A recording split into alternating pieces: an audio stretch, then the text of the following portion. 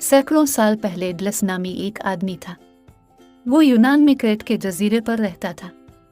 डीडलस एक चालाक आदमी था। इसने बहुत गौर से हर चीज़ का मुशाहिदा किया। इसने ये समझने की कोशिश की कि चीज़ें कैसे काम करती हैं। इसे होशियार चीज़ें बनाना भी पसंद था। डीडलस अक्सर सूरज, फूलों, दरख्तों और दरिया को देखता था, लेकिन सबसे ज़्यादा इसे परिंदों को देखना पसंद था। इसने गौर से देखा कि वो किस तरह अपने परों को फड़फड़ाते हैं और कैसे उड़ते हैं।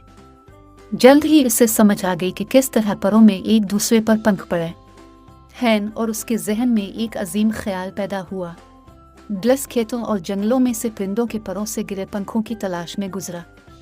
इसने इनमें से बहुत कुछ जमा किया और परों का जोड़ा बनाना शुरू किया।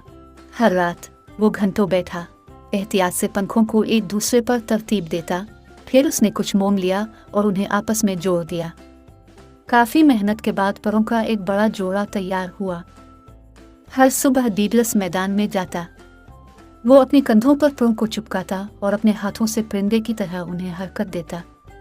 वो हर रोज़ घंटों इसकी मशक करता था। आखिरकार उसका ख्वाब पूरा हुआ। वो उड़ने के काबिल था।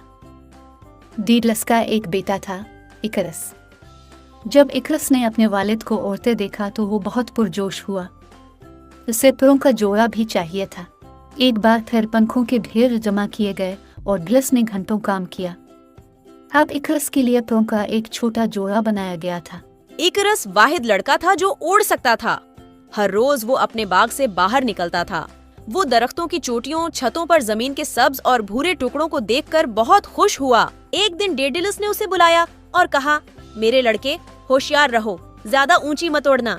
अगर तुम सूरज के करीब जाओगे तो तुम्हारे पर गिर जाएंगे। याद रखो, उन पर मोम लगा हुआ है जो गर्मी में पिघल जाएगा। सूरज।